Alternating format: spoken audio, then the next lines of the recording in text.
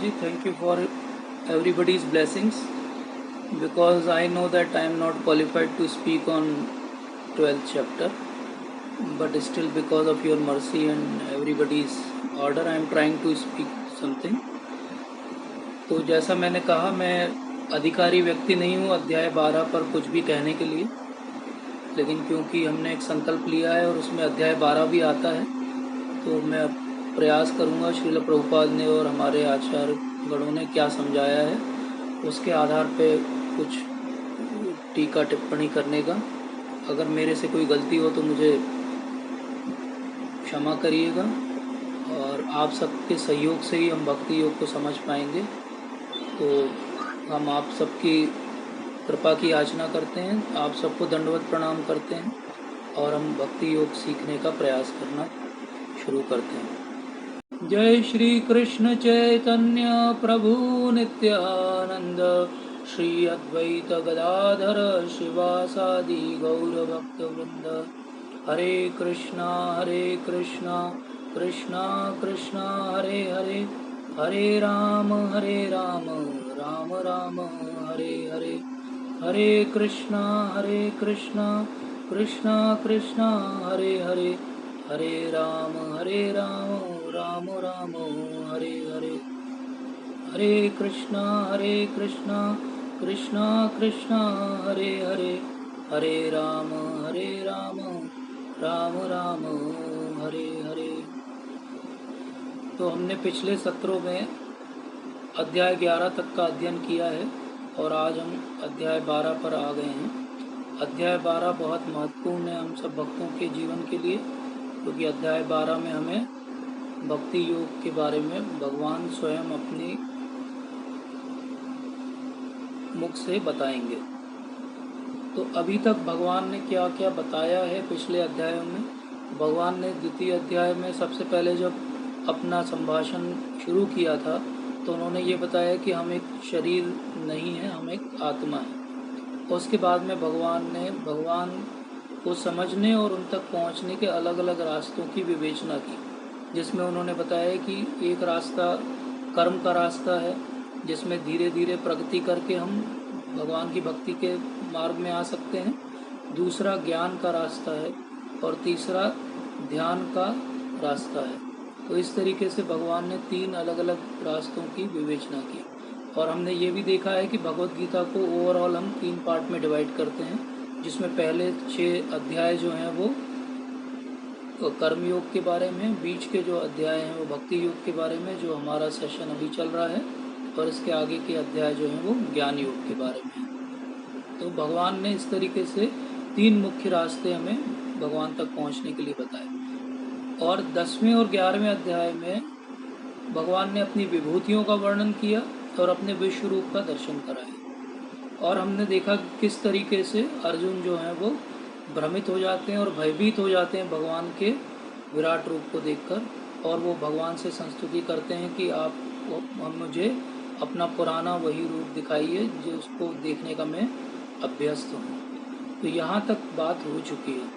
अब हमने 10th chapter में भगवान ने बताया था कि भगवान तक पहुँचने के जो रास्ते हैं उसमें एक भक्ति का रास्ता है, एक पृथक्केन रास्ता है, मतलब कि देवताओं की पूजा करके और उस तरीके से पहुंचा जा सकता है, और एक एकत्वेन का रास्ता है, मतलब भगवान में विलीन होके उन तक पहुंचा जा सकता है। जो देवताओं वाली बात थी उसको भगवान ने उसी चैप्टर में स्पष्ट कर दिया था कि देवताओं के थ्रू जो है मुझ तक पहुंचने का रास्ता बहुत वैलिड रास्ता नहीं है।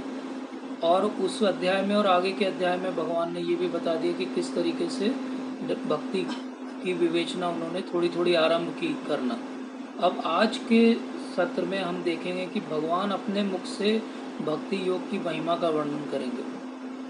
तो ये अध्याय भगवत गीता का सबसे छोटा अध्याय है और सबसे महत्वपूर्ण अध्याय भी है। तो अब हमें लगता है कि महत्वपूर्ण चीज़ होगी तो बहुत इलॉबरेट करना चाहिए भगवान को, लेकिन केवल 20 श्लोक के माध्यम से भगवान पूरी भक्ति योग की विवेचना कर देंगे। तो ये बहुत ही स्पष्ट हो जाता है कि सच में भगवत गीता भगवान ने ही बोली होगी, क्योंकि कोई भी और व्यक्ति भक्ति को इतने साधारण और सरल तरीके से नहीं समझा सकता जैसे कि भगवान अभी केवल 20 श्लोकों के माध्यम से समझाएंगे। तो हमने देखा कि ये जो अध्याय है ये सबसे छोटा अध्याय है।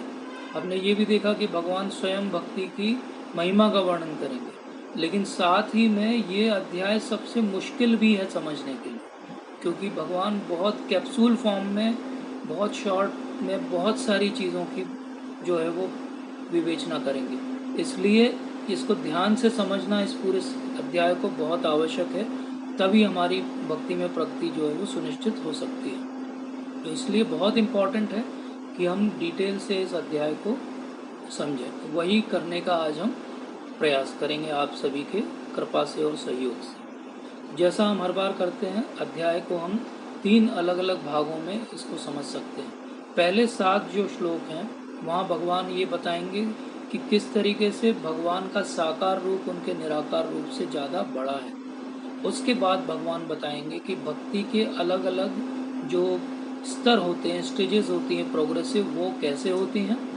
और उसके बाद भगवान 13 से 20 के बीच में बताएंगे कि क्या क्या वो गुण हैं किसी भक्त के अंदर जिनकी वजह से कृष्ण के वो प्रिय बन जाते हैं। तो ये 3 बातें भक्ति के लिए बहुत इम्पोर्टेंट हैं। क्यों ये इम्पोर्टेंट है? क्योंकि सबसे पहले ये समझना है कि भक्ति हमें करनी किसकी है, भक्ति हमें किस रूप की करनी है। तो पहले भगवान उसकी विवेचना करेंगे। फिर भक्ति की स्टेजेस से हम जो गुजरेंगे अपने जीवन में और आगे के जीवन कालों में, तो वो कैसी होगी उसको समझना जरूरी है। और हम अपने अंदर क्या गुण लाएं कि भगवान के हम प्रिय बने, ये भी जानना बहुत आवश्यक है। क्योंकि भक्ति एक 2 वे प्रोसेस है, भक्ति 1 वे प्रोसेस नहीं है। जैसे ज्ञान है वो 1 वे प्रोसेस है, आप बुक्स पढ़ते जाइए और एक दिन आप भगवान को समझने का प्रयास करते रहिए, या आप ध्यान करते रहिए और आप परमात्मा को एक दिन शायद समझ जाएं।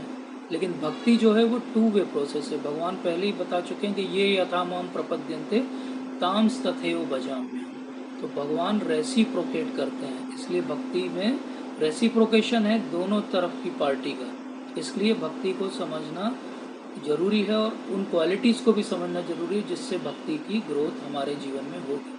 तो इस तरह ये 3 सेक्शन में हम आज के अध्याय को समझेंगे। तो जो भी दिव्य ज्ञान को पाना चाहते हैं और जो दिव्य स्तर पे उठना चाहते हैं, वो बेसिकली 2 तरह से भगवान के बारे में समझते हैं। एक होते हैं जो साकार रूप से भगवान को समझना चाहते हैं और वो भगवान के साकार रूप की पूजा में अपने आप को लगाते हैं। और एक होते हैं जो ये मानते हैं कि भगवान इवेंचुअली निराकार हैं या एक ब्रह्म हैं और वो अपने आप को ब्रह्म की सेवा में लगाते हैं। अब ये जो निराकारवादी लोग हैं ये भी एक्चुअली 2 तरीके के होते हैं, इसको बहुत ध्यान से समझिए। निराकारवाद एक्चुअली गलत नहीं है, लेकिन निराकारवाद जो ब्रह्मवाद है वो सही है, लेकिन जो मायावाद है वो गलत है। अब इन दोनों में क्या अंतर है? ब्रह्मवाद के अंदर भगवान के ऐसी कल्पना की गई है कि भगवान जो है वो एक लाइट है या एक साउंड है और हमें उसमें जो है जाना है और वहीं पे रहना है। और जो मायावाद है वो फिलॉसफी क्या है? वो फिलॉसफी ये है कि आज मैं ऐसा दिखाऊं कि मैं भगवान का भक्त हूँ या मैं भगवान की सेवा करना चाहता हूँ, लेकिन एक दिन ऐसा आएगा कि मैं स्वयं भगवान बन जाऊंगा। तो मायावाद कौन प्रोपोगेट कर रहा है? मायावाद आजकल हम देखते हैं कि बहुत सारे बाबा जी हैं जो कहते हैं कि हम आपको भगवान बना देंगे। बहुत सारे लोग हैं भारत में स्पेशली जो अपने आप को भगवान कहते हैं, जिनके बारे में हमने पहले भी चर्चा की है। और इसी तरीके से बहुत से साइंटिस्ट भी हैं जो भगवान को नकार देते हैं और कहते हैं कि बस थोड़े साल और रुक जाइए, हमारी रिसर्च चल रही है, आप 1000 साल जिएंगे, हम आपको सारी सुविधाएं देंगे, आपको कभी मरने नहीं देंगे। तो ये क्या है? स्वयं को भगवान बनाने की तरफ जाने का प्रयास है।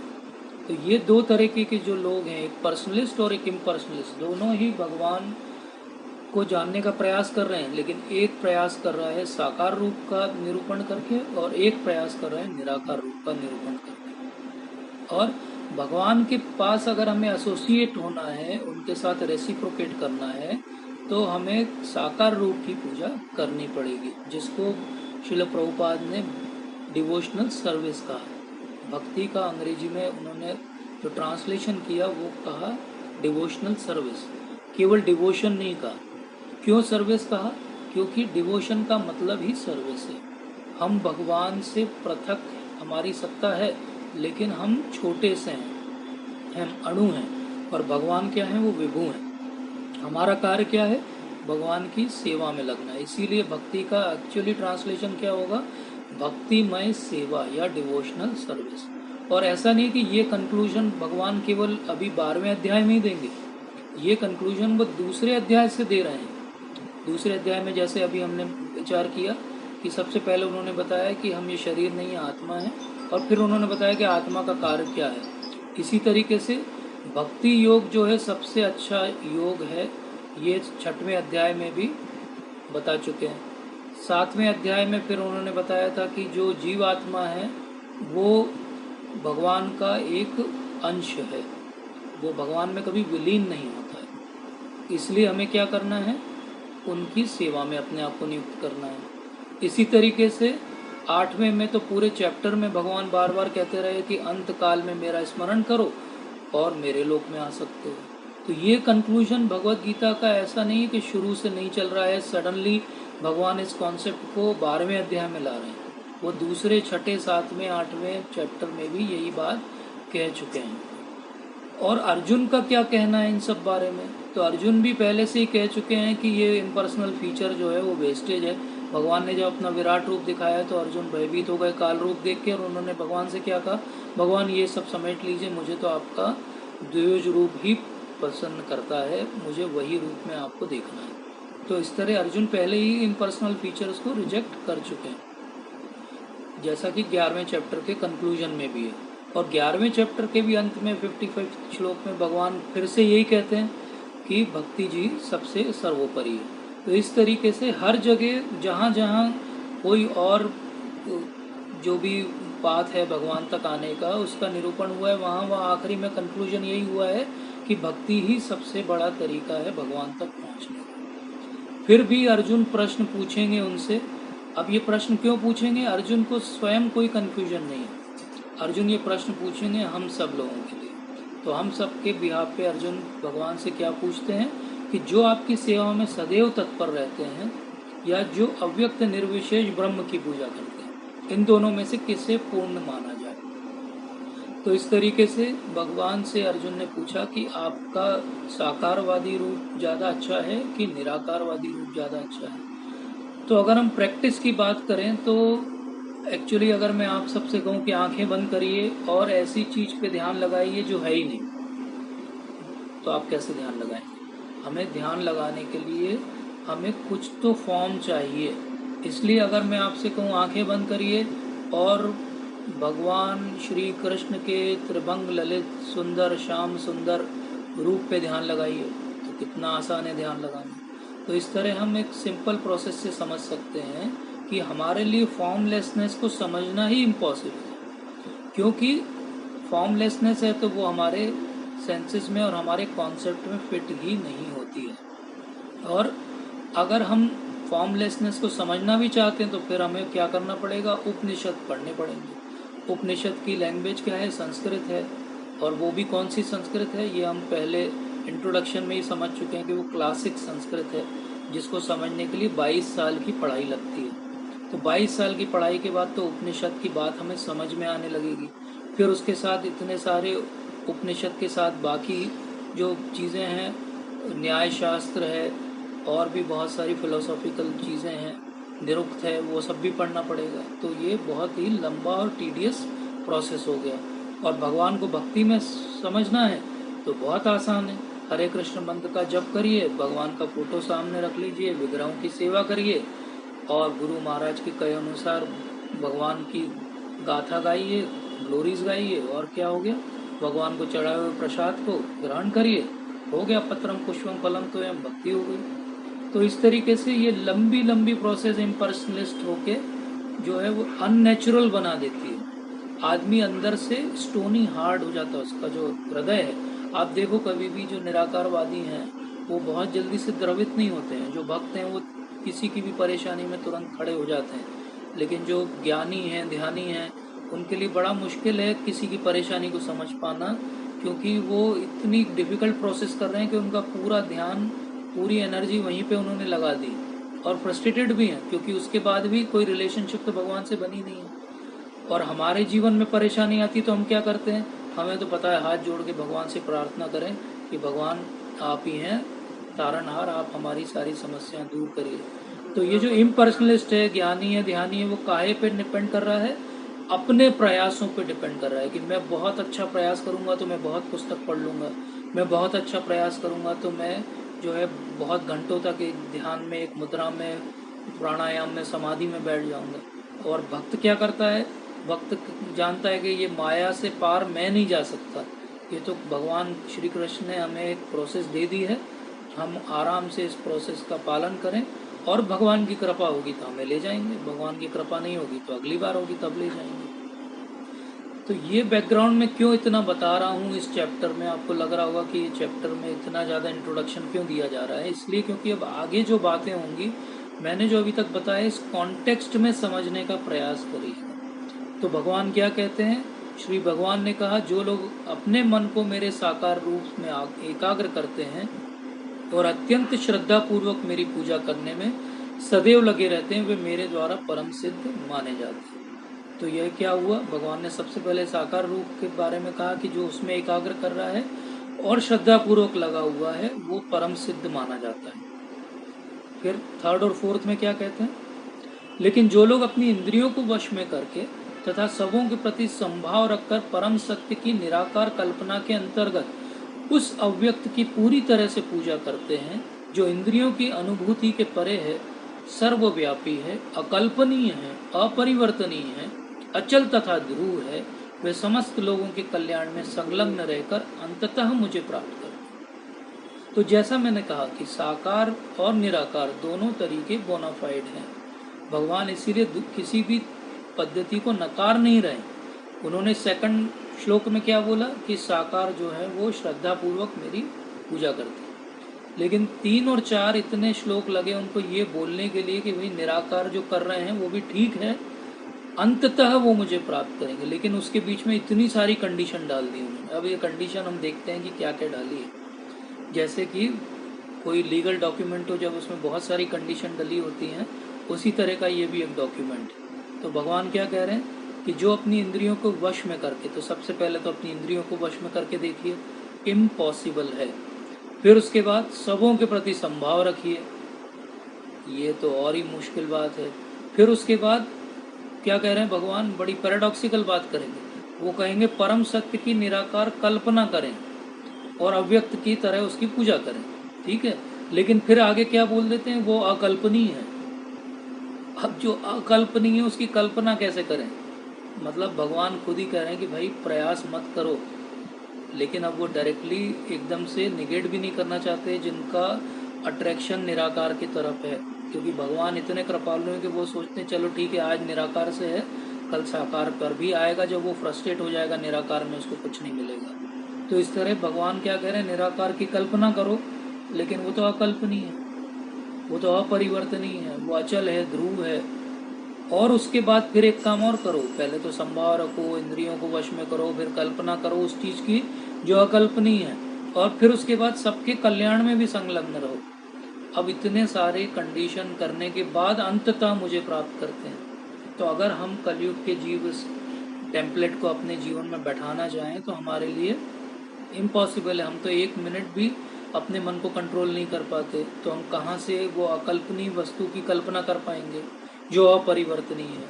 तो इस तरह भगवान ने स्पष्ट कह दिया कि बेसिकली इम्पर्सनल जो है वो अनमैनिफेस्ट है, सेंस परसेप्शन के बाहर है, इनकंसीवेबल है, उसकी कल्पना नहीं की जा सकती, अचिंत्य है, वो इमूवेबल है, फिक्स्ड है।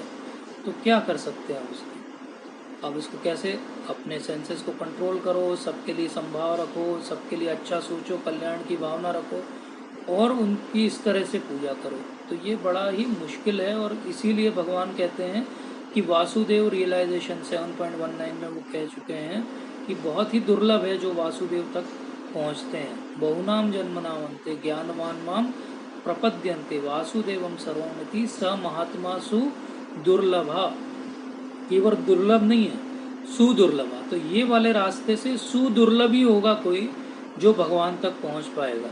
इसका कारण क्या है? एक तो मैंने बताया, हार्ट उनका इतना हार्ड हो जाता है, हृदय इतना कठोर हो जाता है कि उनमें कभी भक्ति जैसी भावना जागृत होगी नहीं। वो कठोर बंजर जमीन पे कभी भक्ति का बीज उगेगा नहीं। और दूसरा, ये इतनी डिफिकल्ट वाइंडिंग प्रोसेस है, इतने घुमावदार रास्ता है कि कौन वहाँ तक बिना एक्सीडेंट के पहुँच पाएगा, बड़ा मुश्किल है। इसलिए भगवान कहते हैं कि जिन लोगों के मन परमेश्वर के अव्यक्त निराकार स्वरूप के प्रति आसक्त हैं, उनके लिए प्रगति कर पाना अत्यंत कष्टप्रद है। देहधारियों के लिए उस क्षेत्र में प्रगति कर पाना सदैव दुष्कर होता है। तो जिनके भी मन भगवान के अव्यक्त निराकार रूप में आसक्त हैं, भगवान ने स्वयं कह दिया कि उनके लिए प्रगति कर पाना अत्यंत दुष्कर होता है। तो ये देव बुद्धि वाले जो व्यक्ति हैं, वो दुष्कर रूप से ही इस रास्ते पे जा पाएंगे। और हम सब क्या हैं? देहधारी हैं, और हमारा तो देह से बहुत ज़्यादा अभी लगाव भी है। हम तो अभी आत्मा को भी नहीं समझ पाए, मतलब हमारा सेकंड चैप्टर भी अभी रियलाइजेशन में नहीं आया है। तो हम 12th चैप्टर की बात को कैसे, इस बात को कर पाएंगे? इसलिए भगवान ने जब उस पर स्टैंपिंग कर दी प्रोसेस पे कि अगर आप देहधारी हो तो आप इसमें प्रगति नहीं कर पाओगे, दुष्कर रास्ता है, तो हमें तो मान लेना चाहिए कि ये दुष्कर रास्ता है, तो इस रास्ते पे जाना इम्पॉसिबल है। तो ये ज्ञान योगी जो हैं इस रास्ते पे जाने के प्रयास करते हैं, लेकिन भक्ति योगी जो हैं वो इस रास्ते नहीं जाना चाहते, क्योंकि वो भगवान के अनुगमन करना चाहते हैं। भगवान ने बोल दिया वो रास्ता मुश्किल है, तो भक्त बोलता है मैं क्यों जाऊँ उस रास्ते, मैं नहीं जाऊँगा। इसलिए भक्ति योगी और ज्ञान योगी का अल्टीमेटली जो एम है, गोल है, वो एक ही है, लेकिन प्रोसेस जो है वो बड़ी दुष्कर है। अगर वो ज्ञान योग के रास्ते से जाएंगे और भक्ति योग के रास्ते से जाएंगे तो प्रोसेस बहुत सिंपल है। जैसे इमेजिन करिए कि कोई 1000 मंजिल की बिल्डिंग है, अब उस पर कोई सीढ़ी चढ़ के जाना चाहे तो बड़ा मुश्किल होगा, लेकिन अगर फास्ट स्पीड एलिवेटर लगा हो तो आप बैठिए उसमें और 1000 वाला बटन दबा दीजिए, आप पहुंच जाएंगे। भक्ति योग जो है वो फास्ट स्पीड एलिवेटर है, और ज्ञान योग जो है वो एक एक सीढ़ी चढ़ना है, क्योंकि उसमें आपको अपना प्रयास करना है। भगवान की कृपा आपको अंत में मिलेगी।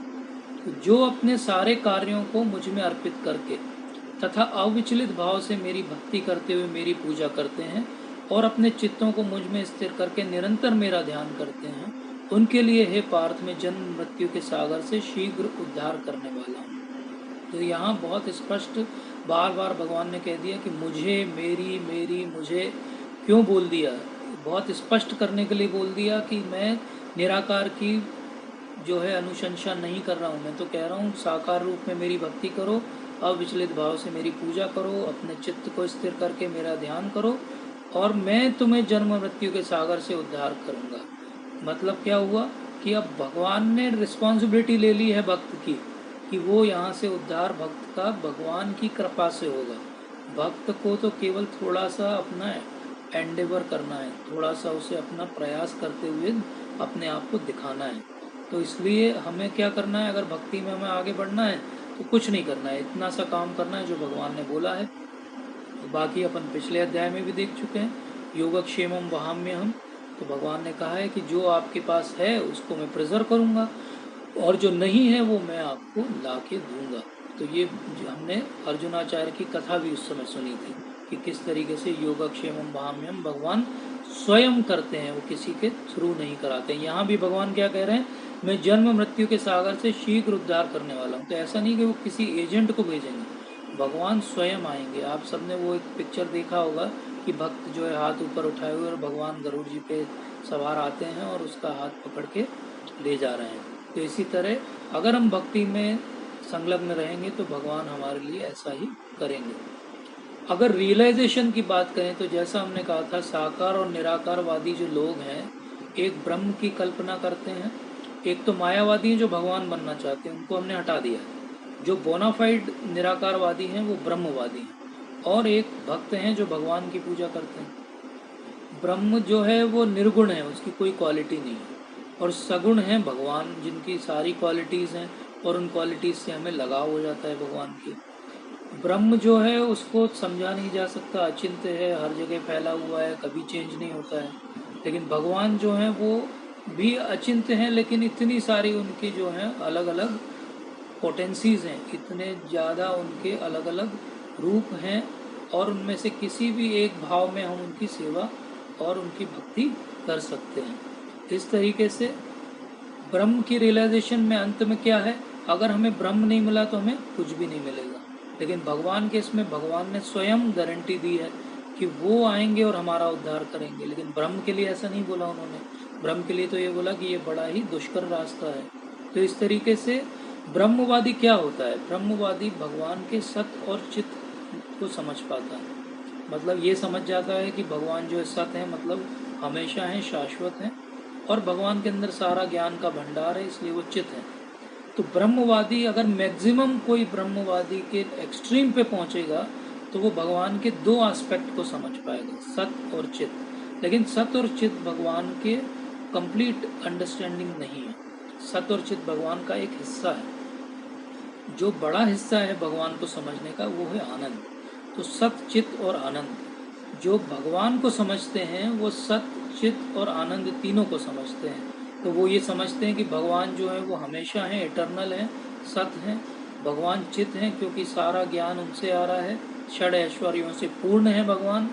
और भगवान से अगर हमने भक्तिमय संबंध स्थापित कर लिया तो वही आनंद जो भगवान के पास है वही आनंद हमें भी मिल जाएगा। तो सबसे बड़ा आनंद जो है वो भक्तानंद है, भक्ति का आनंद है। ब्रह्मानंद उसके सामने कुछ भी नहीं है। ब्रह्मानंद उसके सामने एक बूंद भी नहीं है। जो भक्ति का आनंद है वो एक बहुत बड़ा सागर है। तो अब भगवान आगे बताएंगे किस तरीके से आसानी से भगवान की भक्ति करके हम आगे बढ़ सकते हैं। लेकिन भक्ति जो है वो एक सिस्टमेटिक तरीका है। और ये सिस्टमेटिक तरीका कैसा है, किस तरह हम ये सिस्टमेटिक तरीके का पालन करके अपने आप को इस मृत्युलोक से और इस भौतिक संसार से धीरे धीरे दूर करके भगवान की सेवा में अपने आप को एस्टैब्लिश कर सकते हैं, ये भगवान अब समझाएंगे। तो कैसे भक्ति करना है, अभी तक हमने ये कंक्लूड कर दिया कि निराकारवाद का रास्ता दुष्कर है, इसलिए उस तरफ नहीं जाना है। साकारवाद का रास्ता सही है, इसलिए भगवान की भक्ति में लगना है। अब भगवान की भक्ति के अलग अलग लेवल क्या हो सकते हैं ये भगवान बताएंगे। तो मुझ भगवान में अपने चित्त को स्थिर करो, अपनी सारी बुद्धि मुझ में लगाओ, इस प्रकार तुम निसंदेह मुझ में सदैव वास करोगे। तो यहाँ भगवान क्या कर रहे हैं, कह रहे हैं कि अपने चित्त को, मन को स्थिर करो और सारी बुद्धि मुझ में लगाओ। तो मन और बुद्धि, इस तरह दो तरीके को यूज करके हमें भगवान के पास में अपने आप को धीरे धीरे ले जाने का प्रयास करना है। फिर इसके बाद कहते हैं कि हे अर्जुन, हे धनंजय, यदि तुम अपने चित्त को अविचल भाव से मुझ पर स्थिर नहीं कर सकते तो तुम भक्ति योग के विधि विधानों का पालन करो, इस प्रकार तुम मुझे प्राप्त करने की चाह उत्पन्न करोगे। तो ये जो 8वां श्लोक अभी इसके पहले हमने पढ़ा वो सबसे अच्छी भक्ति करने का तरीका है। ये जो 9वां तरीका, 9वें श्लोक में जो भगवान तरीका बता रहे हैं, ये तरीका उससे थोड़ा सा नीचे है। इसमें भगवान बता रहे हैं कि अब आप क्योंकि पूरे समय स्थिर नहीं कर पा रहे हो अपने मन को, तो आप विधि विधानों का पालन करके अपने आप को स्थिर करो। इसको कहते हैं वैधि भक्ति, मतलब विधि विधानों के हिसाब से की जाने वाली भक्ति। तो कई बार लोग प्रश्न पूछते हैं कि क्यों हम गिन के माला करें, क्यों हम 16 माला करें, क्यों हम पूरे समय भगवान के बारे में सोचें, वो ज़्यादा अच्छा नहीं है क्या? बिल्कुल ज़्यादा अच्छा है, पूरे समय भगवान के बारे में सोचना बिल्कुल सही है।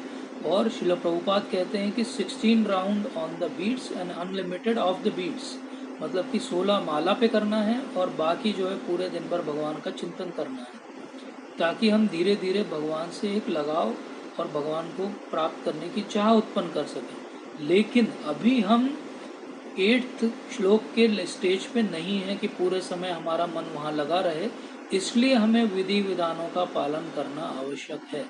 इसलिए कोई अगर ये कहे कि नहीं मुझे विधि विधानों का पालन नहीं करना है, मैं तो सीधे भगवान से स्पॉन्टेनियस अटैचमेंट हो गया है मेरा, तो ये एक्चुअली गलत सोच है। ऐसा नहीं हो सकता। हर व्यक्ति को इन सीढ़ियों से ही गुजरना पड़ेगा। तो कोई एकदम से अगर दिखावा करने लगे तो उसके लिए एक टर्म है, उनको कहा जाता है सहजिया। सहजिया का अर्थ होता है कि वो भक्ति को बहुत चीपली ले रहे हैं, वो भक्ति को बहुत आसानी से प्राप्त होने वाली वस्तु समझ रहे हैं और वो केवल दिखावा कर रहे हैं। जैसे कि हमने भी अपने जीवन में देखा है, बहुत सारे लोगों के पास स्किल नहीं होती लेकिन वो दिखावा करते हैं। लेकिन जब वो कार्य करने की बारी आती तो वो उस कार्य को नहीं कर पाते। इसी तरह भक्ति में अगर कोई दिखावा कर रहा है कि मैं बहुत एडवांस डिवोटी हो गया हूँ, तो ये गलत है, क्योंकि विधि विधानों का पालन सबके लिए है। जब तक ये शरीर है, जब तक ये देह है, तब तक हमें विधि विधानों के हिसाब से भक्ति को करना पड़ेगा। हम अपनी इच्छा से और अपने टर्म्स कंडीशन पे भक्ति को नहीं कर सकते। भगवान ने यहाँ अर्जुन को धनंजय कहा। धनंजय इसलिए कहा क्योंकि एक तो हमने धनंजय का अर्थ पहले भी समझा है कि जब राजसूय यज्ञ होने वाला था तो अर्जुन जो है वो बहुत सारे धन इकट्ठा करके लाए थे युधिष्ठिर महाराज के लिए। और दूसरा यहाँ पे धनंजय क्यों कहा गया है, क्योंकि उनके पास, अर्जुन के पास सबसे बड़ा धन है। और वो सबसे बड़ा धन क्या है? वो भक्ति का धन है। उनका एक रेसिप्रोकल रिलेशनशिप है भगवान श्री कृष्ण के साथ, इसलिए भगवान उनको यहाँ पे धनंजय कहते हैं।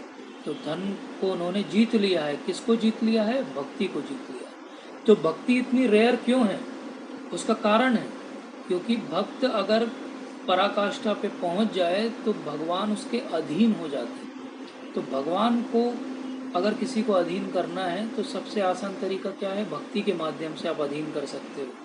लेकिन भगवान भी इस बात को जानते हैं, इसलिए वो भक्ति इतनी आसानी से देते नहीं हैं। वो बहुत सारे हमारे टेस्ट एग्ज़ाम लेते हैं और उसके बाद डिसाइड करते हैं कि किसको भक्ति मिलेगी और किसको नहीं मिलेगी। और ये जो टेस्ट एग्ज़ाम है, यही है अभ्यास योग। अभ्यास योग मतलब कॉन्स्टेंटली हमें प्रैक्टिस करनी है। किस चीज़ की? भगवान के बारे में सोचने की। क्योंकि हमने पिछले अध्यायों में देखा है कि अंत काल में हमें भगवान का स्मरण करना पड़ेगा। तो ये जो अंत काल का स्मरण है, उसका अभ्यास हमें आज से, अभी से और हमेशा सतत करना पड़ेगा। तो ये अभ्यास योग मतलब constant practice of thinking of Krishna, ये आज से हमें करना है। तो कैसे करेंगे? जो हम 16 माला जाप कर रहे हैं, भगवान का नाम ले रहे हैं, यही हमारी प्रैक्टिस है। इसी प्रैक्टिस से धीरे धीरे ऐसा समय आएगा कि हम पूर्णतः भगवान पे आश्रित हो जाएंगे। और इसी को भक्ति रसामृत सिंधु में श्रील रूप गोस्वामी कहते हैं पद्म पुराण से कि एक्चुअली सारी जो गोल है, सारी साधना की प्रैक्टिस, सब कुछ करने का क्या है कि स्मर्तेव सतता विष्णु विस्मर्तेव न जातुचित सर्व विधि निनधो सो एतिर एव के करो। मतलब कि स्मर्त्यो सतता विष्णु विस्मर्तेव न जातुचित, हमेशा सतत हमें क्या करना है? विष्णु का, भगवान श्री कृष्ण का स्मरण करना है। और क्या याद रखना है? कि हमें उनका स्मरण हमेशा बना रहे, विस्मरण कभी नहीं। तो भगवान को हमेशा मैं याद करता रहूं और मैं भगवान को कभी नहीं भूलूं। तो ये 2 बार क्यों बोला गया?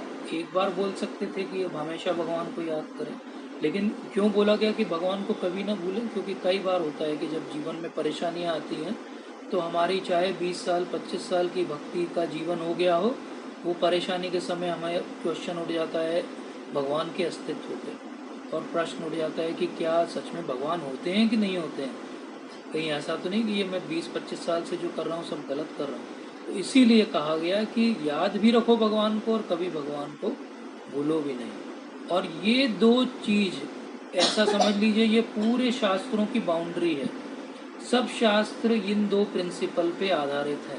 अगर कोई आपसे कभी पूछे कि सारे वेदों का सार क्या है, अगर कोई पूछे सारे उपनिषदों का सार क्या है, सारे पुराणों का सार क्या है, तो सार इतना सा ही है, स्मर्तेव सतता विष्णु विस्मर्तेव न जातुचित, हमेशा सतत भगवान का स्मरण बना रहे और कभी मैं भगवान को न भूलूं। और क्या हमें भगवान से प्रे करना चाहिए?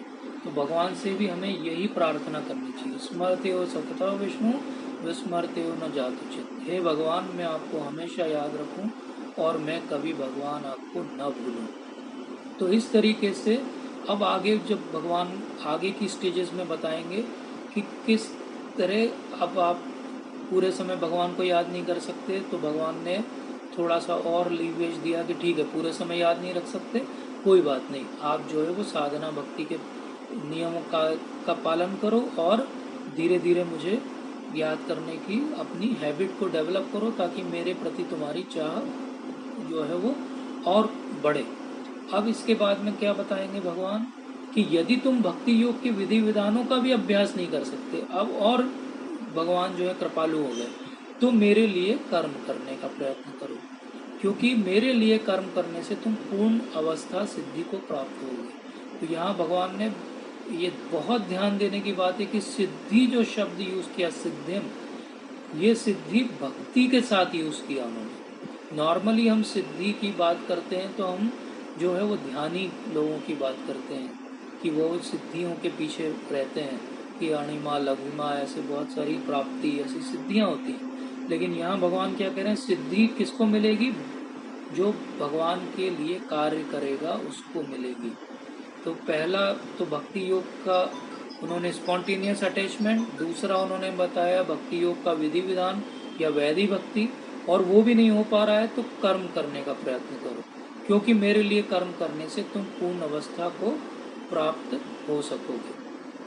किंतु यदि तुम मेरे इस भावना अमृत में कर्म करने में असमर्थ हो तो तुम अपने कर्म के समस्त फलों को त्याग कर कर्म करने का तथा आत्मस्थित होने का प्रयत्न करो। अब कोई अगर भगवान के लिए कर्म भी ना कर पाए तो भगवान और उसको जो है वो फ्रीडम दे रहे हैं। वो कह रहे हैं कि चलो कोई बात नहीं, आप मेरे लिए कर्म नहीं कर पा रहे हो तो आप जो कर्म से आपको फल मिल रहे हैं उन फलों को त्याग दो, उन फलों को त्याग दो और धीरे धीरे आप उस स्टेज पे आओ जो इसके पहले वाली स्टेज थी कि मेरे लिए कर्म करना चालू करो, और इस तरह आत्म में स्थित होने का प्रयास करो। तो यहाँ भगवान एक शब्द यूज करते हैं आत्मवान, यथात्मवान। आखिरी वर्ड जो है वो है आत्मवान। आत्मवान उन्होंने पहले भी सेकंड चैप्टर में यूज किया। आत्मवान का अर्थ क्या होता है? जो आत्मा को जानता है। जैसे ज्ञानवान क्या होता है? जो ज्ञान जानता है। धनवान क्या होता है? जिसके पास धन है। ऐसे आत्मवान कौन होता है? आत्मवान वो होता है जो आत्मा को जानता है। तो जो हम अभी देहात्म बुद्धि में फंसे हुए हैं, इससे बाहर निकल के जब हम आत्मा को समझ लेंगे तो भगवान क्या कह रहे हैं, अगर हम आत्मस्थित हो जाएंगे तो अपने आप हमारे सारे जो कर्म हैं वो किसके लिए हो जाएंगे? भगवान के लिए हो जाएंगे। क्योंकि जैसे ही हम ये जान लें कि हम आत्मा हैं तो तुरंत अगला प्रश्न उठता है कि अगर आप आत्मा हो तो आपका क्या कार्य है, आपका क्या आइडेंटिटी और एंटिटी है। तो क्या होगा? जैसे ही ये पता चलेगा हम आत्मा हैं तो एक परमात्मा है, और आत्मा का कार्य क्या है? परमात्मा की सेवा में लगना। तो इस तरीके से हम आत्मस्थित हो जाएंगे। तो आत्मवान होना बहुत ही महत्वपूर्ण है। तो इस तरह भगवान ने प्रोग्रेसिव स्टेजेस बताए भक्ति के यहाँ पे, लेकिन क्या बताया? भगवान ने 8वें में सबसे ऊपर की स्टेज बता दी, फिर 9वें में उससे नीचे की स्टेज बता दी। पहले बता दिया अपना मन मुझ में लगाओ, फिर बता दिया चलो वैधि भक्ति का पालन करो, फिर वो भी ना हो पाए तो चलो मेरे लिए कार्य करो, फिर वो भी ना हो पाए तो चलो मेरे लिए अपने कर्म फलों का त्याग तो कर दो, कम से कम इतना करोगे तो कुछ तुम्हें मिलेगा। तो ये सब करने से क्या मिलेगा? जब हम मन को भगवान श्री कृष्ण में लगाएंगे तो हम भगवान के साथ एक अपना संबंध स्थापित करेंगे। वो संबंध किसी भी रस में हो सकता है। अगर हम केवल वैधि भक्ति का पालन करेंगे तो धीरे धीरे भगवान श्री कृष्ण को पाने की चाह उत्पन्न करेंगे। अगर हम भगवान के लिए कार्य करेंगे तो धीरे धीरे वो कार्य हमारा भक्ति में परिणत हो जाएगा। और अगर हम भगवान के लिए कुछ त्यागना भी सीखेंगे तो कम से कम उससे हमारी शुद्धि होगी, हमें शांति मिलेगी, और धीरे धीरे हम इस सीढ़ी में 10वें 9वें और 8वें श्लोक के लेवल पे पहुंचेंगे। तो इस तरह भगवान ने सबसे पहले सबसे ऊपर का चीज दिखाई और उसके बाद धीरे धीरे प्रोग्रेसिवली नीचे की चीज दिखाई। अभी भगवान की कृपा खत्म नहीं हुई है। उन्होंने कहा यदि तुम यह अभ्यास भी नहीं कर सकते तो ज्ञान के अनुशीलन में लग जाओ। तो अब अगर किसी से ये भी अभ्यास नहीं हो तो क्या करे? वो ज्ञान के अनुशीलन में लग जाए।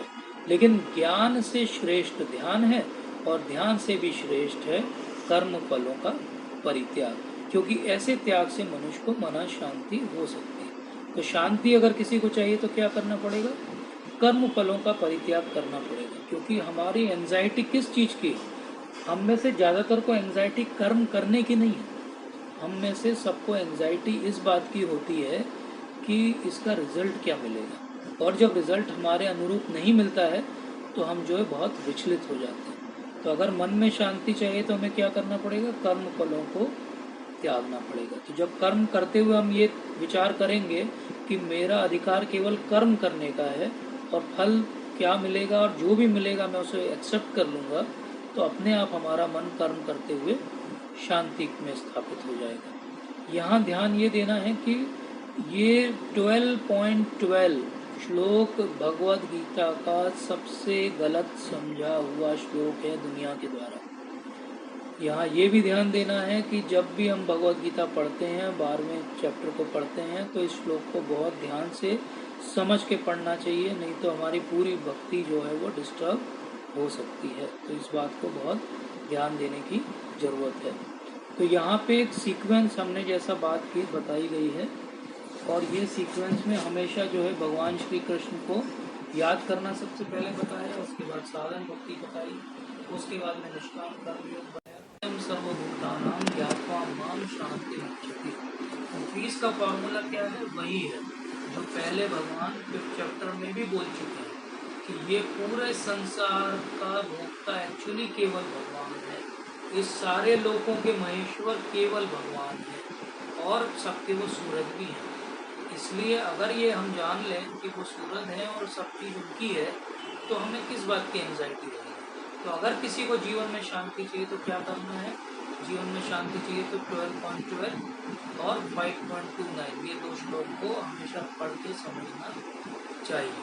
तो ये जो 2 स्टेजेस थी जो मैंने आपको ब्लॉग बना के बताया कि 12 श्लोक को बहुत ध्यान से समझना चाहिए, क्योंकि यहाँ 2 अलग अलग चीज़ों की बात हो रही है जो कि निष्काम कर्म योग से भी नीचे के लेवल। पहली बात हो रही है कि ब्रह्म ज्ञान, मतलब ज्ञान को अपन डेवलप करें अपने अंदर और ये धीरे धीरे दिव्य ज्ञान में परिणत हो जाए। और दूसरा है कि कर्म से आप विलुप्त हो जाओ, लेकिन फ्रूट्स आप अभी भगवान को नहीं दे रहे। तो इस तरीके से 12वें और 11वें को बहुत ध्यान से समझना चाहिए, तभी ये लैडर हमें समझ में आएगा। नहीं तो कई बार पढ़ते हुए क्या लगता है कि पूरी भगवद गीता में अलग बात हो रही है और सडनली 12वें में भगवान पूरी उल्टी जो है वो हायरार्की बता रहे हैं। तो ऐसा नहीं है।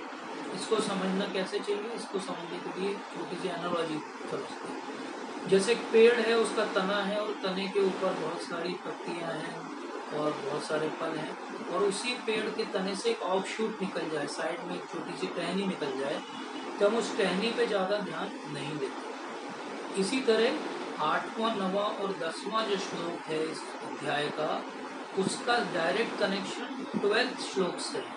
11th श्लोक जो है वो ऑफ शूट है। क्यों ऑफ शूट है? क्योंकि 11वें श्लोक में भगवान जो बात कर रहे हैं वो एक्चुअली भक्ति की कैटेगरी में ही नहीं आते। इसलिए कई बार जब हम पढ़ते हैं भगवद गीता और इस अध्याय को, तो हम 8, 9, 10, 11, 12 ऐसे पढ़ के समझने की कोशिश करते हैं, कंफ्यूज हो जाते हैं। तो ऐसे नहीं समझना है, इसको समझना है 8, 9, 10 और 12। 11 जो है वो भक्ति नहीं है, भगवान ने जस्ट मेंशन किया है वहाँ पे कि कुछ लोग ऐसा भी करते हैं। और ये जब हम हायरार्की पढ़ते हैं तो नॉर्मली हमारी पढ़ने की आदत क्या है कि पहले सबसे लोअर चीज़ पढ़ते हैं, फिर हायर, फिर हायर, फिर हायर, फिर अल्टीमेट पिनैकल। लेकिन भगवान भक्ति योग का जब डिस्क्रिप्शन चालू कर रहे हैं तो 8वें, 9वें, 10वें में वो डिसेंडिंग ऑर्डर में बताए। तो कई बार लगता है पढ़ते हुए कि अच्छा, मतलब ये कि भगवान में ध्यान लगाने से ज़्यादा अच्छा है भगवान के लिए कर्म करना। नहीं, ऐसा नहीं है। ये ऐसी बात है जैसे मान लो कोई कुएं में डूब गया हो व्यक्ति, और कोई ऊपर खड़ा है और वो उसको रस्सी डाल रहा है नीचे, तो वो थोड़ी रस्सी नीचे करता है और बोलता आ जाओ, पैर ऊपर करो और इस रस्सी को पकड़ लो। तो वो व्यक्ति बोलता नहीं नहीं, मेरा हाथ वहाँ तक नहीं पहुँचेगा। तो वो ऊपर कुएं वाला व्यक्ति क्या करेगा? रस्सी को थोड़ा सा और नीचे करेगा। फिर वो कोशिश करेगा, बोले नहीं आ रही, और दो मुझे रस्सी, थोड़ी रस्सी और नीचे करेगा। फिर रस्सी इतनी नीचे हो जाएगी कि उसकी कमर पे बन जाएगी और वो उसको खींच लेगा वो। तो ये व्यक्ति जो ऊपर से रस्सी डाल रहे हैं, ये कौन है? भगवान है। और इस कुएं में, अंधे कुएं में कौन पड़ा है? हम लोग पड़े हैं, जीवात्मा पड़े हैं। तो भगवान सबसे पहले सबसे ऊपर रस्सी डालते हैं और बोलते हैं कि भाई पूरे समय मेरा ध्यान करो। तो जो लोग पूरे समय ध्यान करने वाले हैं वो उस रस्सी को पकड़ते हैं और बाहर निकल जाते हैं। फिर भगवान देखते हैं, अरे तो थोड़े से लोग बाहर आए, बाकी लोगों का क्या करें? तो बोले रस्सी को और थोड़ा नीचे करो। तो फिर भगवान बोलते हैं कि ठीक है, अभी आप विधि विधानों के हिसाब से भक्ति कौन कौन कर रहा है? तो फिर हम लोग हाथ उठाते हैं, हम लोग कर रहे हैं। बोले ठीक है, रस्सी आ गई तुम्हारे तक, तुम लोग पकड़ लो, तुम लोग आ जाओ। फिर वो नीचे वाले चिल्लाने लगते हैं, अरे हमारा क्या होगा, हमारा क्या होगा? तो भगवान बोलते हैं अच्छा अच्छा तुम लोग भी हो, ठीक है तुम मेरे लिए कर्म योग की कर बनो। तो फिर रस्सी को और नीचे कर रहे हैं। तो जिस तरह जो नीचे जितना डूबा हुआ है उसको निकालने के लिए रस्सी को और उतना नीचे करना पड़ता है, इसी तरह भगवान श्री कृष्ण इतने दयालु हैं, कृपालु हैं कि वो रस्सी को और नीचे नीचे करते जा रहे हैं कि कोई भी न छूटे भक्ति करने में। हर किसी को वो भक्ति की जो पेरी पेरी है वहाँ से भी सबको लेके आना चाहते हैं। कोई भी व्यक्ति कोई भी एक्सक्यूज बना के ना छूट जाए कि मैं भक्ति इसीलिए नहीं कर पाया या इस कारण से नहीं कर पाया।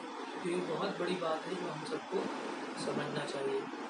तो यहाँ तक हमने दो बातें समझ ली कि साकार निराकार में साकार ज़्यादा अच्छा है, और साकार में भी पूरे समय साकार पे ध्यान लगाना सबसे अच्छा है, लेकिन वो ना हो पाए तो उससे थोड़ा सा नीचे का रास्ता जो है वो ये है कि वैदिक भक्ति के विधि विधानों का पालन किया जाए। अब भगवान 13 से 20 में बताएंगे कि वो कौन सी क्वालिटीज़ हैं जो भगवान को प्रिय है। तो यहाँ क्यों ये बात समझनी है कि ये क्वालिटीज़ की बात कहाँ से आ गई। क्वालिटीज़ की बात इसलिए आ गई क्योंकि अगर हमें किसी का प्रिय बनना है तो हमें जानना पड़ेगा कि उसकी मन की इच्छा क्या है, वो हमसे क्या चाहता है, कैसा व्यवहार चाहता है। तो यहाँ भगवान अपना पूरा हृदय खोल के बता रहे हैं कि मुझे कैसे व्यवहार करने वाले लोग जो हैं वो प्रसन्न करते हैं और मेरे प्रिय बनते हैं। यहाँ ये बात भी समझनी है कि इन क्वालिटीज़ को, इन गुणों को हमारे अंदर उभारने के लिए बहुत अलग से प्रयास करने की ज़रूरत नहीं है।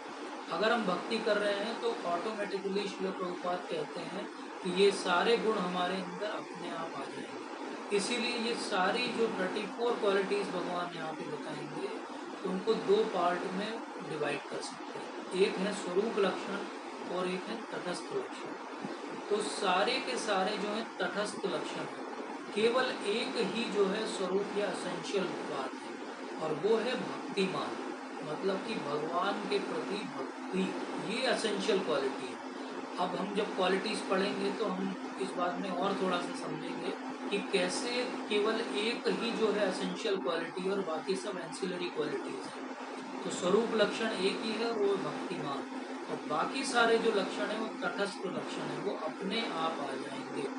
जैसे ही हमारा मन और हमारी बुद्धि दोनों भगवान की सेवा में लगेगी, अपने आप हमारे अंदर ये सारी क्वालिटीज़ आ जाएंगी। भक्ति अगर किसी को गुण भी अपने अंदर विकसित करने हो तो भक्ति सबसे अच्छा प्रोसेस है इन गुणों को विकसित करने के लिए। ये समझना है कि केवल कुछ गुणों के बारे में पढ़ के हमारे अंदर वो गुण नहीं आ जाएंगे, या गुणों पे ध्यान लगाने से वो गुण नहीं आ जाएंगे।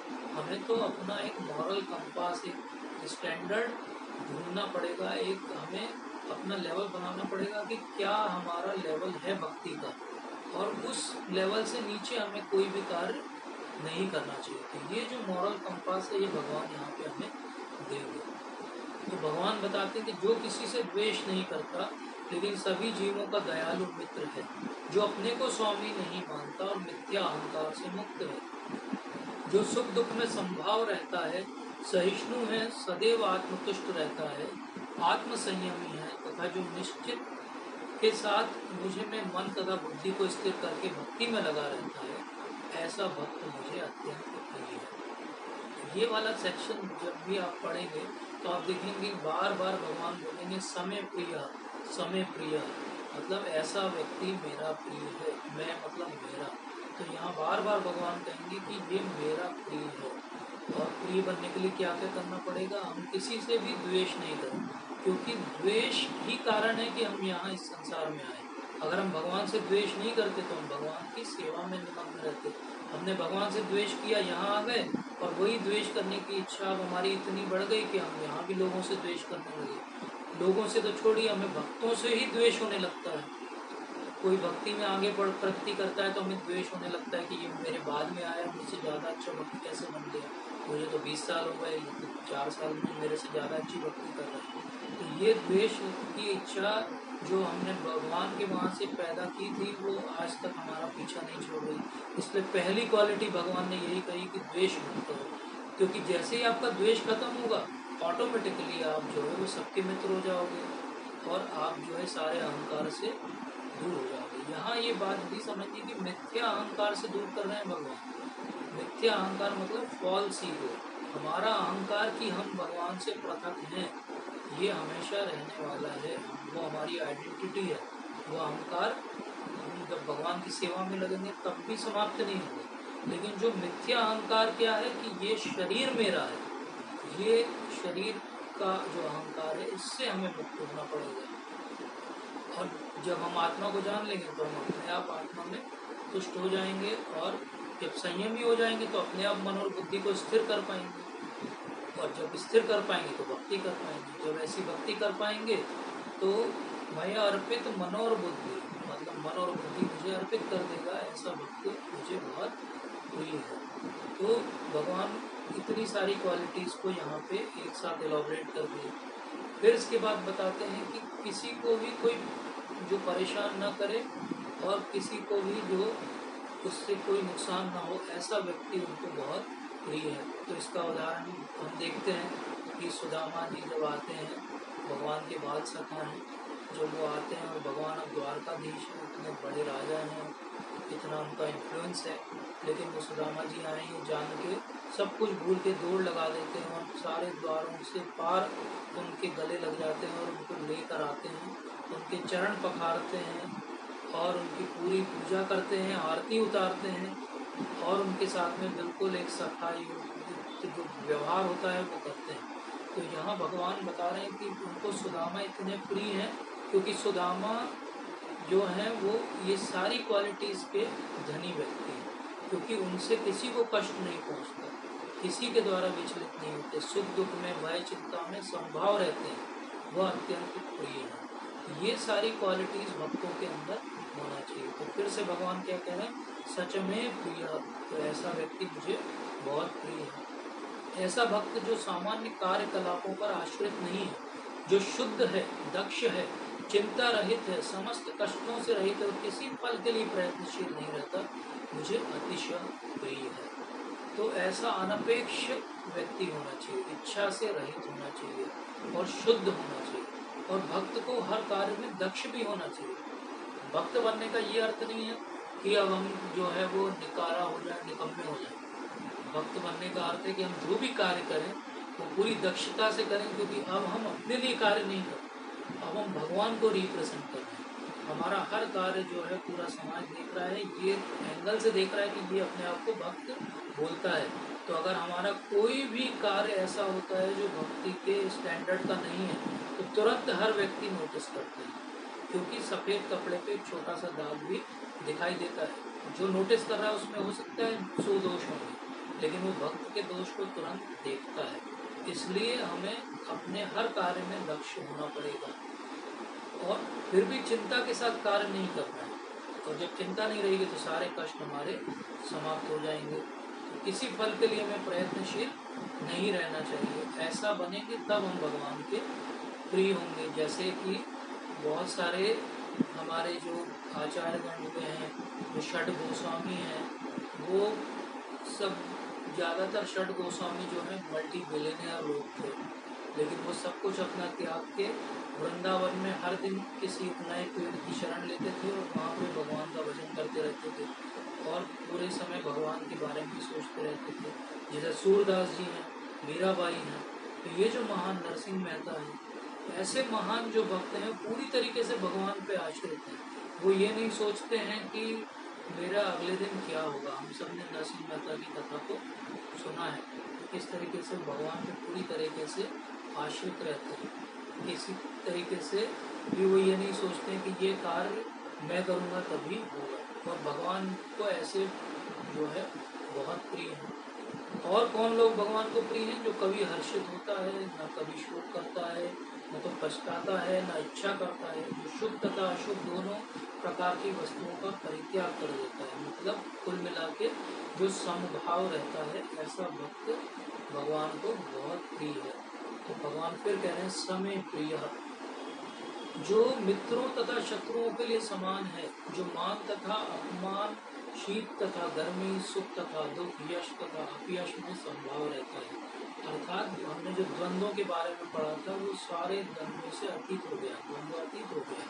जो दूषित संगति से सदैव मुक्त रहता है, जो सदैव मौन और किसी भी वस्तु से संतुष्ट रहता है, जो किसी प्रकार के घर बार की परवाह नहीं करता, जो ज्ञान में दृढ़ है, जो भक्ति में संलग्न है, ऐसा पुरुष मुझे अत्यंत प्रिय है। तो यहाँ पे भगवान क्या कह रहे हैं कि बिना घर बार के, तो इसका अर्थ ये नहीं कि घर में नहीं रहना चाहिए या हम सब घर से बाहर निकल रहे हैं। इसका अर्थ ये है अनिकेतः। अनिकेतः का अर्थ होता है कि हमें ये परवाह नहीं होना चाहिए कि हमारा घर बार कैसे चलेगा। हमें भगवान पे विश्वास होना चाहिए कि वो हमारा घर बार चलाएंगे। हमें भक्ति की हमारी टेस्टिंग यही है कि हम कितनी बार ये सोचते हैं कि मेरे प्रयास से मेरा परिवार चल रहा है, और कितनी बार ये सोचते हैं कि भगवान की कृपा से मेरा परिवार चल रहा है। जब जब हमारे मन में ये इच्छा आती है कि मेरे एंडेवर प्रयास से घर चल रहा है, तब तब जो है हम भक्ति में नहीं है। और जब जब हमारे मन में ये इच्छा आती है कि भगवान की जो इच्छा हो वो हो, मैं अपना प्रयास कर रहा हूँ, तब तब हम भक्ति में संलग्न हैं। तो अगर हमें भगवान के प्रिय बनना है तो क्या करना पड़ेगा? हमें सारी जो द्वंद्व हैं उनसे मुक्त होना पड़ेगा। अब इसमें ये भी कहा भगवान ने कि सदैव मौन रहता है और किसी भी वस्तु से संतुष्ट रहता है। तो यहाँ मौन का अर्थ ये है कि वो प्रजल्प नहीं करता, व्यर्थ की बातें नहीं करता। मौन का अर्थ ये नहीं कि मौनी बाबा बन जाना है, मौन का अर्थ ये नहीं है। श्रील प्रभुपाद बोलते हैं कि भगवान की गुण गाथा को पढ़ना और सबको बताना, ये सबसे बड़ा जो है वो मौन रहने का तरीका है। इसका अर्थ क्या हुआ? इसका अर्थ ये हुआ कि जब भी हम भगवान की गाथा को किसी को बताते हैं तो उसका कोई रिएक्शन नहीं है, इसलिए वो मौन रहने जैसा ही है। ऐसा व्यक्ति भगवान को बहुत प्रिय है। और श्रील प्रभुपाद ये सारी जो हमने क्वालिटीज़ पढ़ी, ये सारी क्वालिटीज़ आप अगर भगवान के सबसे प्रिय लोगों में किसी में ढूंढना चाहोगे जो हमारे अभी के निकटवर्ती संसार में हुए हैं, जिनको हम जान सकते हैं अपने तरीके से, हम उन लोगों से मिल सकते हैं जो उनसे मिले हों, तो श्रील प्रभुपाद जो है वो इन सारी क्वालिटीज़ को जो है आत्मसात करते हैं। आप कभी उनकी बायोग्राफी पढ़ेंगे तो आपको समझ में आएगा कि कितने कष्ट उन्होंने 30 साल उठाए और कितनी परेशानियों के बाद उन्होंने विदेश में जाके इस संस्था की स्थापना की, जिसके माध्यम से श्रील प्रभुपाद ने हमें भगवद गीता दी। और ये सारी मुश्किलों के बाद भी वो पूरे समय हमेशा भगवान की स्तुति में लगे रहे और केवल भगवान के बारे में सोचते रहे। उन्होंने कभी ये परवाह नहीं की कि वो कहाँ रहेंगे, उनका घर बार कैसा रहेगा। उन्होंने कभी ये परवाह नहीं की कि लोग क्या कहेंगे या लोग उनको सपोर्ट नहीं कर रहे हैं। उन्होंने केवल एक बात पे ध्यान दिया कि मेरे गुरु महाराज ने मुझे आज्ञा दी है और मैं उस आज्ञा को पालन करने के लिए पूरा प्रयास अपनी तरफ से विनम्रता के साथ करूँगा। और जब उन्हें इतनी सफलता भी मिली तब भी उन्होंने सारा क्रेडिट जो है किसको दे दिया? एक अपने गुरु महाराज को दे दिया, भक्ति सिद्धांत श्री ठाकुर पाद को, कि उनकी कृपा के कारण सब भक्त आए हैं। और दूसरा क्रेडिट उन्होंने अपने शिष्यों को दे दिया कि आप सब ने जो है इस संसार में इस भक्ति के इस माध्यम को फैलाया। तो इस तरह अपने लिए उन्होंने कोई भी क्रेडिट कभी भी नहीं दिया। तो जो इस भक्ति के अमर पथ का अनुसरण करते हैं और मुझे ही अपना चरम लक्ष्य बनाकर श्रद्धा सहित पूर्ण रूपेण संलग्न रहते हैं, वे भक्त मुझे अत्यधिक प्रिय है। तो अब तो भगवान ने कह दिया अतीव प्रिय, मतलब अत्यधिक प्रिय। तो अभी प्रिय होते होते जो इस अमर पथ पे आ गया है और भगवान को चरम लक्ष्य बना लिया है और श्रद्धा के साथ संलग्न है, वो अत्यंत प्रिय है। तो कई बार अब जैसे चैप्टर का ये आखिरी श्लोक आ गया, जब भी हम इस अध्याय को पढ़ते हैं तो कई बार हम अपने आप को कहीं फिट करने की कोशिश करते हैं कि मैं किस लेवल पे आ रहा हूँ, मैं कहाँ पे हूँ। तो ये हमें हमेशा पढ़ते हुए सोचना चाहिए कि मेरा लेवल कहाँ आ रहा है, भगवान के प्रिय बनने में कहीं मेरे अंदर कोई क्वालिटी डेवलप हुई है कि नहीं हुई। और अगर कोई क्वालिटी हमें अपने अंदर दिखती है तो उसे अपने गुरु महाराज की और भगवान की कृपा समझना चाहिए, उस पर अहंकार कभी नहीं करना चाहिए। और भगवान ने इस चैप्टर को अगर आप ध्यान से पढ़ोगे तो जब भगवान ने बोलना चालू किया सेकंड श्लोक में, तब भी उन्होंने श्रद्धा की बात की और 20वें श्लोक में फिर आके भगवान ने श्रद्धा की बात की। तो ये सर्कल भगवान ने भक्ति का कंप्लीट कर दिया। कि आधो श्रद्धा मतलब प्रिलिमिनरी फेथ जो है वही हमें भक्ति दिला सकता है। ये जो श्रद्धा है, ये श्रद्धा कैसी है? ये श्रद्धा एक ब्रिज होती है। ब्रिज देखा है हमने, कोई अगर बहुत बड़ी खाई हो तो यहाँ से वहाँ जाने के लिए हमें एक ब्रिज लगता है। ऐसे ये जो श्रद्धा होती है, ये हमारी जो खाई है, आज हम भगवान को नहीं मान रहे हैं, आज हम आत्मा को नहीं मान रहे हैं, आज हम साइंस को ज़्यादा मान रहे हैं, हमारी श्रद्धा बहुत कमज़ोर हो गई है। तो हमारा ब्रिज कैसा है? डावाडोल है, इसीलिए हम पार नहीं कर पा रहे। अगर हम केवल इतना कर लें कि किसी तरह ये श्रद्धा को विकसित कर लें तो ये ब्रिज हमारा जो है मजबूत हो जाएगा, और ये ब्रिज हमारा मजबूत हो जाएगा तो हम यहाँ से वहाँ उस पार चले जाएंगे। लेकिन ये श्रद्धा कैसे विकसित होगी? ये श्रद्धा विकसित होगी साधु संग करने से, मतलब भक्तों का संग करने से। तो किसी के अंदर थोड़ी सी आधो श्रद्धा प्रिलिमिनरी फेथ है, और अगर वो साधुओं का संग करे, भक्तों का संग करे, तो धीरे धीरे धीरे धीरे उसकी श्रद्धा का ये जो ब्रिज है ये स्ट्रांग हो जाएगा, और फिर वो भक्ति के पथ में आगे बढ़ जाएगा और अपने आप को पूरी तरह भक्ति में संलग्न कर देगा। तो ये बहुत जरूरी है कि श्रद्धा हमारी विकसित रहे, और ये श्रद्धा विकसित होगी भक्तों का संग प्राप्त करने से। इसलिए भक्तों का संग कभी भी हम न छोड़ें। तो इस तरीके से अगर अच्छा संग हम करें, तो श्रील प्रभुपाद इसके परपट में बताते हैं। तो ये अच्छा संग क्या मिलेगा, कैसे मिलेगा? सबसे अच्छा संग मिलेगा जब हम अपने लिए कोई गुरु धारण करेंगे। ये प्रामाणिक गुरु को जब हम धारण कर लेते हैं और जब हम उनसे सुनने लगते हैं और उनके अनुगत्य होके उनके बताए हुए विधि विधानों का पालन करते हैं, जो भगवान ने भी कहा है हमें करने के लिए, और उसमें अपनी श्रद्धा को और गुरु महाराज से अपना अटैचमेंट बनाते हैं, तो धीरे धीरे हमारी भक्ति और प्रगाढ़ होती है और हमें भगवान से रेसिप्रोकेशन उसका डेफिनेटली मिलता है। तो ये बहुत इम्पॉर्टेंट बात है कि हम भक्ति में आगे अगर हमें बढ़ना है तो हमें अपनी श्रद्धा को बढ़ाना पड़ेगा, और श्रद्धा हमें गुरु में रखनी पड़ेगी, साधुओं में रखनी पड़ेगी, मतलब भक्तों में रखनी पड़ेगी, और शास्त्र में रखनी पड़ेगी। तो ये हमारे ब्रिज हैं जो हमें भगवान तक ले जाएंगे। अगर हमारी इसमें से किसी भी एक चीज़ में श्रद्धा नहीं, कि मुझे गुरु में तो श्रद्धा है लेकिन मुझे साथ के जो भक्त हैं उनके साथ मेरा द्वेष है, या मुझे गुरु में भी श्रद्धा है, मुझे भक्तों का संग भी अच्छा लगता है लेकिन मैं शास्त्र नहीं पढ़ता हूँ, तो ये हम भक्ति में आगे नहीं बढ़ पाएंगे। ये हमारे लिए ब्रेक का काम करेंगे। तो इसलिए अगर ब्रेक नहीं लगाना है तो ये तीनों वस्तुओं में श्रद्धा रखिए। जैसा हमने जब ये संकल्प लेके भगवद गीता का अध्ययन चालू किया था, तब हमने पहले सत्र में ये बात की थी कि अभी के लिए मान लीजिए कि भगवान पूर्ण पुरुषोत्तम स्वयं श्री कृष्ण है, और आज इस अध्याय को 12वें अध्याय को समाप्त करते हुए मैं आशा कर रहा हूँ कि हम सबके हृदय में कहीं एक छोटा सा कोमल सा एक भक्ति का लता जो है वो पल्लवित हुआ होगा कि यहाँ भगवान कौन है? भगवान स्वयं श्री कृष्ण है, क्योंकि भगवान भगवद गीता में स्वयं कह रहे हैं।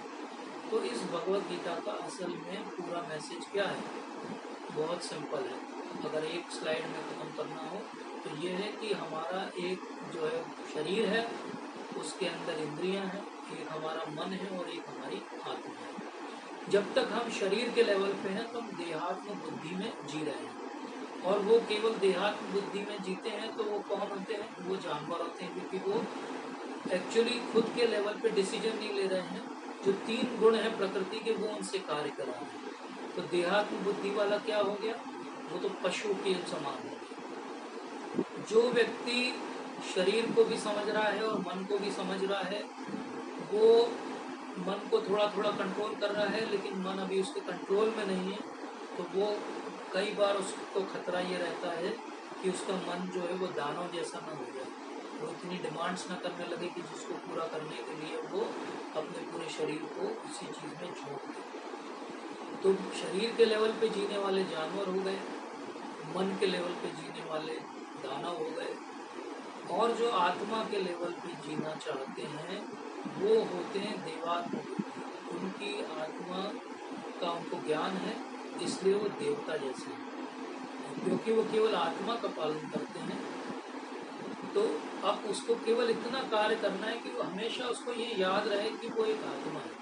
अब ये कैसे याद रहेगा, ये हम सेकंड चैप्टर से ही पजल्ड हैं कि हम कैसे याद रखें कि हम आत्मा है। तो इसके लिए कोई उपाय है क्या? तो इसके लिए आचार्यगण एक एग्जाम्पल समझाते हैं हमें कि जिस तरीके से कोई व्यापारी है और वो अपने गल्ले पे बैठा हुआ है और उसको कोई नोट पैसे दे के जाता है, या कोई ग्राहक आ जाता है और उससे कुछ पूछ रहा है और वो कुछ सामान दिखा रहा है, तो वो जब शुरू में सुबह सुबह शॉप पे आता है तो उसको ये याद है कि वो एक व्यापारी है। और जब वो बीच में अपने कार्यकलापों में लगा रहता है तो कई बार वो बातचीत में सगे संबंधियों आ गए उनसे बात करने में कई बार वो ये भूल भी जाता है, उसको पूरी तरह से एकदम सामने ध्यान नहीं रहता कि वो व्यापारी है। लेकिन जब वो शॉप बंद करता है तो उसे फिर याद है कि हाँ पैसे मुझे उठाने हैं, आज कितना लॉस हुआ, आज कितना प्रॉफिट हुआ, तो उसे फिर याद आ जाता है कि वो एक व्यापारी है। इसी ग्रॉस एग्जाम्पल को हम अपने जीवन में समझते हैं कि इसी तरीके से हम कोई भी कार्य को आरंभ करें तो तुरंत इसको याद करें कि ये मैं अपने शरीर के लिए नहीं कर रहा हूँ, अपने आत्मा के लिए कर रहा हूँ और भगवान की संतुष्टि के लिए कर रहा हूँ। और फिर अपने आप को अच्छे से उस कार्य में लगा दें और उस कार्य को बिल्कुल वैसे ही करें जैसे कोई एक कर्मी उस कार्य को करेगा। और फिर उसके बाद जब कार्य समाप्त होने वाला हो तो फिर याद करें कि हे भगवान, मैंने अपना एंडेवर, अपना प्रयास कर दिया, अब आपकी जो इच्छा हो वो फल मुझे दीजिएगा। तो ये तरीका है कि हम कैसे आत्मा के लेवल पे अपने दिनचर्या को बना सकते हैं और अपने आप को हम आत्मा के लेवल पे समझ सकते हैं और डेवलप कर सकते हैं। तो इसके लिए बहुत महत्वपूर्ण क्या है कि कम से कम कार्य के आरंभ में और अंत में, कम से कम दिन की शुरुआत में और दिन के अंत में हम एक बार जरूर याद करें कि हम ये शरीर नहीं है, हम आत्मा है। और इसी को कहा जाता है आत्मवान होना। आत्मवान होने का अर्थ ये नहीं कि पूरे हर मिनट हम ये याद करते रहें कि हम आत्मा है, हम आत्मा है, हम आत्मा है। नहीं, हर मिनट तो हमें भगवान श्री कृष्ण को याद करना है, लेकिन कम से कम बीच बीच में ये भी याद करना है कि मैं एक आत्मा हूँ और आत्मा का कार्य भगवान की सेवा में अपने आप को संलग्न करना है। तो ये जितनी भी क्वालिटीज़ भगवान ने बताई हैं, इन क्वालिटीज़ में अगर हम भक्ति को समझ लें तो ये सारी क्वालिटीज़ जो हैं वो अपने आप हमारे अंदर डेवलप हो जाए। तो इनमें से कुछ क्वालिटी हमारे स्वयं के लिए है, स्वयं के लिए है कि हम जो है अपने अंदर कोई अहंकार डेवलप ना करें और हम जो है सारे दुखों से अपने आप को दूर रखें और सारे प्रयासों से हम सर्व आरंभ परित्यागी, मतलब कि सारे प्रयासों में शुरू में ही हम समझ लें कि हम करता नहीं है, भगवान हमसे करवाएंगे। और जब दूसरे लोगों से डील करें तो हम उनसे द्वेष न रखें और उदासीन रहें अगर वो भक्त नहीं है तो उनके प्रति, और जो अच्छी एसोसिएशन या संग नहीं है उसको त्याग दें और मौन रहें। और जब अगर कोई ऐसी चीज़ हो जाए, कुछ भी हो जाए, तो हम उसमें सेटिस्फाइड रहें, टॉलरेंट रहें, हमेशा जो है दक्ष बने, अपने आप की डीलिंग जो है वो इक्विपॉइज्ड रखें, मतलब कि द्वंद्वों से हम प्रभावित नहीं हों। और जब हम भक्तों से संग के अलावा जब हम भगवान के लेवल पे कोई कार्य करें तो हम डिटरमाइंड होकर करें, मन और बुद्धि को भगवान के कार्य में पूरी तरीके से संलग्न करके करें और भक्ति में सेवा करें भगवान की। तो इस तरह हमने अलग अलग लेवल पे सीखा कि अपने हृदय में क्या क्वालिटी डेवलप करनी है, हमें अपने दूसरों के साथ जब डील करना है संसार में तो क्या क्वालिटी डेवलप करनी है, भक्तों के साथ क्या क्वालिटीज़ डेवलप करनी है, जब हमारे साथ कुछ हो जाए तो हमें क्या क्वालिटीज़ डेवलप होना चाहिए, और जब भगवान के साथ डील करना हो तो क्या क्वालिटीज़ डेवलप करनी है। तो पूरे बाकी संसार के लिए उदासीन और भगवान के लिए जो है वो पूरे समय जो है वो पूरी तरीके से 100% डिटरमाइंड होकर मन बुद्धि को लगा के कार्य करना, भक्तिमय भगवान की सेवा करना, ये भगवान की क्वालिटीज़ जो भगवान को प्रिय है। अगर हम अपने अंदर विकसित करेंगे तो हम भी भगवान के प्रिय बन सकते हैं। तो इस तरीके से ये क्वालिटीज़ कैसे डेवलप होती हैं, तो श्रील भक्ति विनोद ठाकुर महाराज बताते हैं कि अगर कोई भगवान के शुद्ध नाम के प्रति अपने आप को समर्पित करते, शरणागत हो जाए हरि नाम प्रभु के लिए, तो अपने आप उसके अंदर जो है ये परफेक्शन आ जाएगा। और ये जो हमने बात की थी कि एक हमारा कंपास होना चाहिए, जैसे कंपास हमेशा नॉर्थ को पॉइंट करता है, तो हमारा कंपास क्या होना चाहिए, हमारा कंपास ये होना चाहिए कि क्या हमने अपनी 16 माला अच्छे से की है। अगर हमने अपनी 16 माला अच्छे से की हैं और 16 माला करने के बाद हमारी जो बीट बैग है, माला की झोली है, उसको रखते हुए अगर हमें प्रसन्नता हो रही है कि चलो जान छूटी, तो मतलब हमारी भक्ति अभी विकसित नहीं हुई। लेकिन अगर हमें माला रखते हुए ये हो रही कि अरे मैं थोड़ी सी और कर लेता तो अच्छा रहता, मतलब हमारा भक्ति में लगाव बन रहा है, भगवान के प्रति हमारी चाह जो है वो उत्पन्न हो रही है। तो हमारी नॉर्मल कंपास क्या होना चाहिए टेक होम में से, बहुत सिंपल है, क्या हमारा लगाव भक्ति के कार्यों में बढ़ रहा है और हमारा भौतिक कार्यों से लगाव कम हो रहा है। अगर ऐसा हो रहा है मतलब हम भक्ति में प्रगति कर रहे हैं। तो आप सभी का बहुत बहुत धन्यवाद। अगर कोई त्रुटि सुधार हो, कोई प्रश्न हो तो पूछ सकते हैं। तो इस तरीके से हमने आज के अध्याय में भगवान के और श्री प्रभुपाद के माध्यम से भक्ति का जो सबसे पराकाष्ठा का ज्ञान है वो आज हमने सीखा। अब हम प्रयास करेंगे हम सब लोग कि धीरे धीरे हम भक्ति में अपने आप प्रगति कर सकें। Thank you so much. परम करुणा पाऊ क्या नित्य गौर